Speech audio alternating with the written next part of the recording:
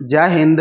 आप सभी का स्वागत है आपके अपने YouTube चैनल संभवम क्लासेस में। देखेंगे हम लोग क्लास 10th के यानी कि संस्कृत देखेंगे। और ये कौन सा सीरीज चल रहा है? ये सीरीज है प्रचंड सीरीज, ठीक है। और ये कौन सा एपिसोड है? एपिसोड नंबर पहला है। देखेंगे यानी कि 10वां का जो भी क्लास 10 के यानी कि बिहार बोर्ड मैट्रिक परीक्षा 2026 में जो भी एग्जाम देंगे उसके लिए ये ऑब्जेक्टिव प्रश्न बहुत ही महत्वपूर्ण होंगे। देखेंगे इसमें सिर्फ पहला चैप्टर यानी कि मंगलम पाठ का ही टोटल इसमें कोचिए ऑब्जेक्टिव है, ठीक है। मंगलम पाठ से कौन कौन से प्रश्न पूछे जा सकते हैं उसी सब के सवाल में यानी कि 1 से 2 प्रश्न पूछेंगे, ठीक है। इसी इतने सा ऑब्जेक्टिव में क्या करेंगे? पूछेंगे। तो देखते हैं यानी कि पहला ऑब्जेक्टिव क्या है, ठीक है। तो कहता है पहला, मंगलम पाठ जो है मंगलम कहाँ से संकलित है, यानी कि ये जो मंगलम पाठ है ये कहाँ से लिया गया है?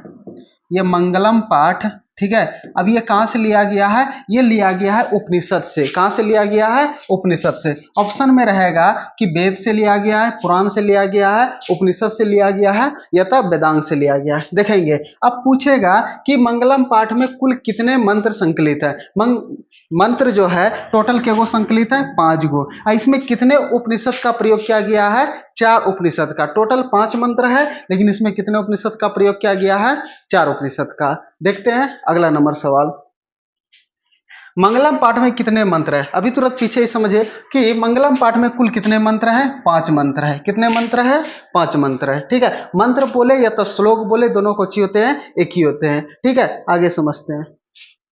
कहता है कि उपनिषद के रचनाकार कौन है? देखेंगे उपनिषद के रचनाकार है महर्षि वेद व्यास जी। कौन है? महर्षि वेद व्यास जी। ये है उपनिषद के कौची है? रचनाकार है, ठीक है। अब देखेंगे वाल्मीकि जो है रामायण का, ठीक है, इसके कौची है?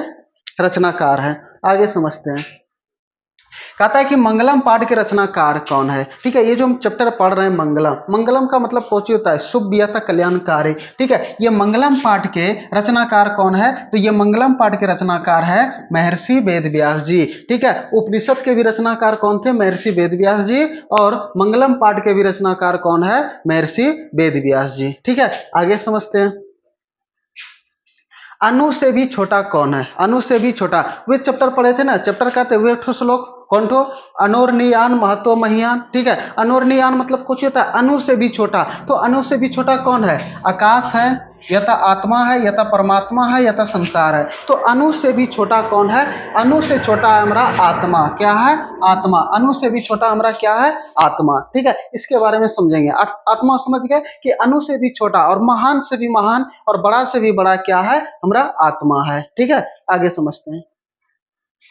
कहता है किसकी जय होती है? ठीक है, किसकी जय होती है? देखें वहां पे पढ़े थे सत्यमेव जयते नानिरितम। सत्यमेव जयते नानिरितम यानी कि सत्य की जय होती है, ठीक है। सत्य की जीत होती है और असत्य की नहीं। किसका? असत्य का नहीं। और सत्य का नहीं तो किसकी जीत होती है? सत्य का। किसका जीत होता है? सत्य का, ठीक है। और क्वेश्चन पूछेगा क्या कि सत्यमेव जयते, ठीक है।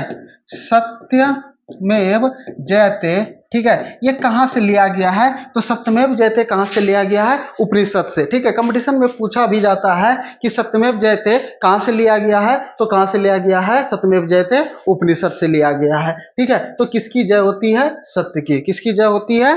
सत्य की। आगे समझते हैं। कहता है कि बहती नदी कहाँ मिलती है? बहती नदी कहाँ मिलती है? सरोवर में, नदी में, समुद्र में या तालाब में?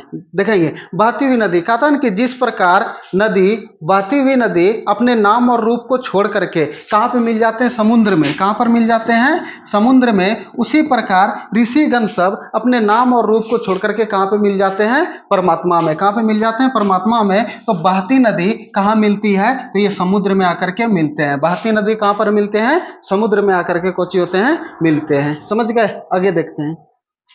आगे कहता है कि जंतु के हृदय रूपी गुफा में क्या स्थित है? ठीक है, ये जो हृदय रूपी गुफा है इसमें क्या स्थित है? तत्व, शरीर या तो देवता या तो आत्मा। अब इसमें से समझेंगे कि जंतु के हृदय रूपी गुफा में क्या वास करते हैं, यानी कि क्या स्थित है? वे होते हैं आत्मा। क्या होते हैं? आत्मा। Option number D is correct answer, ठीक है। तो देखते हैं अगला क्वेश्चन नंबर 9। देखें कहता है कि ब्रह्मा को प्राप्त करने के लिए के लिए किस विषय में बतलाया गया? ब्रह्मा को प्राप्त करने के लिए देखेंगे बहुत सारे उपनिषद में बतलाया गया है, लेकिन इसमें हम किस में पढ़ेंगे? मुंडको उपनिषद में। किसमें? मुंडको उपनिषद में ब्रह्मा को प्राप्त करने के लिए बारे में बतलाया गया है। ठीक है, आगे समझते हैं। देखेंगे, कहता है कि देवलोक का मार्ग किससे प्राप्त होता है? देवलोक का मार्ग जो होता है किससे प्राप्त होता है? सत्य से या तो असत्य से, ठीक है, क्रोध से या तो मोह से। ठीक है, तो देवलोक का जो मार्ग होता है हम ईश्वर को, भगवान को कैसे प्राप्त कर सकते हैं? सत्य के ही तो रास्ते पर चल करके हम लोग प्राप्त कर सकते हैं। ठीक है, तो किससे प्राप्त होता है? सत्य से। तो ऑप्शन नंबर एक यानी कि A, option number A is correct answer. देखते हैं अगला सवाल। ठीक है, अब कहता है सत्य से क्या प्राप्त होता है? ठीक है, अभी तुरंत हम बोलेंगे कि ईश्वर को, परमात्मा को प्राप्त करने के लिए हमें किसकी राह पर चलना जरूरी है? तो सत्य पे। तो सत्य से हमें क्या प्राप्त होता है? पृथ्वी लोक प्राप्त होता है, या तो नरक लोक, या तो देवलोक, या तो इनमें से कोई नहीं। तो सत्य की रास्ता पर अगर हम चलेंगे तो हमें कौन सा लोक प्राप्त होगा? देवलोक प्राप्त होगा, यानी कि option number C is correct answer. ठीक है, अब देखेंगे अगला। कहता है कि मृत्यु को वश में कौन कर लेता है? मृत्यु को वश में कौन कर लेता है? मूर्ख लोग, या तो अज्ञानी लोग, विद्वान लोग, या तो इनमें से कोई नहीं। तो देखेंगे मृत्यु को कौन आपस में अपने वश में कर लेता है? तो कौन कर लेता है? विद्वान लोग। ठीक है, मूर्ख क्या कभी भी कर पाएगा?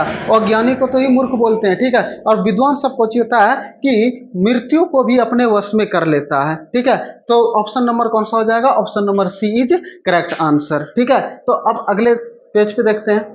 ठीक है, अगला है उपनिषद एक कैसा ग्रंथ है? ठीक है, उपनिषद में हमसे क्या शिक्षा मिलता है? वही पूछ रहा है कि उपनिषद एक कैसा ग्रंथ है, उसमें किस प्रकार की शिक्षा मिलता है? ठीक है, वे आध्यात्मिक है, या तो आदर्श रूपी है, या तो आत्मकथा है, या तो साधारण है। क्या हमारा जो उपनिषद है क्या साधारण हो सकता है? नहीं। क्या आत्मकथा? आत्मकथा मतलब कौची? किसी व्यक्ति के ऊपर बनाए गए यानी कि लिखे गए, उसी को क्या बोलते हैं? आत्मकथा। आदर्श रूपी? आदर्श रूपी हो सकता है हमारा? नहीं, यह कुछ होता है आध्यात्मिक। कुछ होता है आध्यात्मिक है, यानी कि उपनिषद जो हमारा ये कैसा ग्रंथ है? ये यानी कि आध्यात्मिक ग्रंथ है। तो ऑप्शन नंबर कौन सा हो जाएगा? Option number A correct answer. ठीक है, आगे समझते हैं। कहता है कि उपनिषद में किसकी महिमा का वर्णन किया गया है? उपनिषद में किसकी महिमा का वर्णन किया गया है? स्वविषय। स्वविषय मतलब क्या? खुद के बारे में वर्णन किया गया है? नहीं। क्या परपुरुष? परपुरुष ये क्या होता है? ठीक है, परपुरुष के बारे में, क्या देव पुरुष के बारे में, या तो परम पुरुष? तो उपनिषद में परम पुरुष के बारे में कुछ किया गया है, चर्चा किया गया है। तो ऑप्शन नंबर कौन सा हो जाएगा? D is correct answer. Option number कौन सा? D is correct answer. कोई दिक्कत? आगे समझते हैं। ठीक है, अब देखेंगे उपनिषद की संख्या कितनी है। हमको बोला गया है कि उपनिषद की संख्या कितना है। देखेंगे ये चार, ये वेद की संख्या कितना होते हैं? चार। वेद की संख्या कितना? चार। ये है वेदांग, कौची है? वेदांग की संख्या के गो होता है? 6 गो। और ये पुराण, पुराण की संख्या के गो होता है? 18 गो। और ये उपनिषद की संख्या के गो होता है? ये उपनिषद की संख्या 108। क्या होता है? उपनिषद की संख्या कितना होते हैं? 108। तो हमको पूछा गया है कि उपनिषद की संख्या कितनी होती है? तो उपनिषद की संख्या 108, यानी कि option number D is correct answer. ठीक है, अब देखते हैं अगले। क्या हो गया? ए यहां मच्छी बैठल है तब ना, नहीं भाग रहा है। देखेंगे, कहता है कि 16 नंबर, आत्मा के गुण रहस्य को किसमें व्याख्या मिलती है? यानी कि आत्मा के बारे में किस उपनिषद में बतलाया गया है? यानी कि मंगलम पाठ में। ठीक है, आत्मा के गुण रहस्य के बारे में किसके बारे में व्याख्या की गई? किसमें? देखेंगे, आत्मा जो पढ़ते हैं हम, आत्मा क्या? अनोरनियान महतो महियान, यानी कि दूसरा जो होता है, दूसरा कहला, पहला था कौची? पहला था ईशावास्य, दूसरा कौन सी था? कठोप उपनिषद, तीसरा कौन था? मुंडको उपनिषद, चौथा भी कौन था? मुंडको उपनिषद, और पांचवा कौन था? श्वेताश्वर। ठीक है, तो आत्मा जो था दूसरे श्लोक में, और दूसरा श्लोक किससे लिया गया है? कठोपनिषद से। तो कठोपनिषद कहां पर? ऑप्शन नंबर एक is correct answer. Option number एक इज करेक्ट आंसर। समझ गए? अब आगे आते हैं अगले सवाल पे। देखेंगे, कहता कि परमात्मा की महिमा का वर्णन किसमें किया गया है? परमात्मा का जो महिमा का वर्णन किया गया है, ये किया गया है किसमें? देखेंगे, कठोपनिषद में, ईशावास्य उपनिषद में, या तो श्वेताश्वर, या तो मुंडको उपनिषद में। देखेंगे तो परमात्मा के बारे में किस उपनिषद में वर्णन किया गया है? तो ये हो जाएगा हमारा परमात्मा, यानी कि ये हो गया सी नंबर यानी कि श्वेता स्वर में, ठीक है। परमात्मा के बारे में किसमें क्या गया है, यानी कि ऑप्शन नंबर सी श्वेता स्वर उपनिषद में इसका वर्णन किया गया है, ठीक है। अब देखते हैं अगला, कहता है कि ज्ञानी लोग और अज्ञानी लोग में अंतर किसमें बतलाया गया है। तो देखेंगे ये हम जो 5वां नंबर श्लोक पढ़ रहे थे उसी के बारे में हम लोग समझ रहे थे कि ज्ञानी और अज्ञानी लोग में क्या अंतर होता है। तो 5वां श्लोक जो लिया गया है, 5वां मंत्र जो लिया गया है वह कहां से लिया गया है, श्वेता स्वर। कौन सा, श्वेता स्वर। Option number C is correct answer, option number C is correct answer. देखते हैं अगला,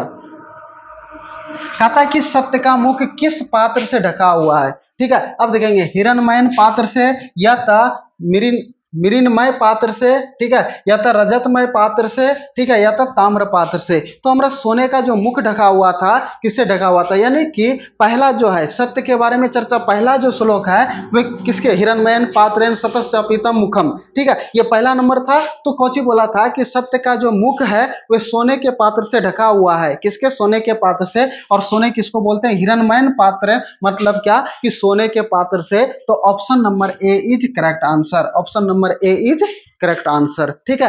अब आगे देखते हैं, ठीक है। अब आगे आगे कहता है सत्य का खजाना कहाँ है। अब जो हम लोग सत्य का खजाना ढूंढने के लिए कहां पर जाते हैं, पृथ्वी लोक पे, देवलोक पे, नरक लोक पे, या तो इनमें से कोई नहीं। तो सत्य का खजाना हमें कहां मिलेगा, देवलोक में। कहां पर मिलेगा, देवलोक में, यानी कि option number C is correct answer. देखेंगे आज इतना ही, यानी कि मंगलम पाठ में यानी कि जितना ऑब्जेक्टिव प्रश्न पूछे गए थे, ठीक है, उसी सबको हम लोग कैसे कर दिए, हल कर दिए।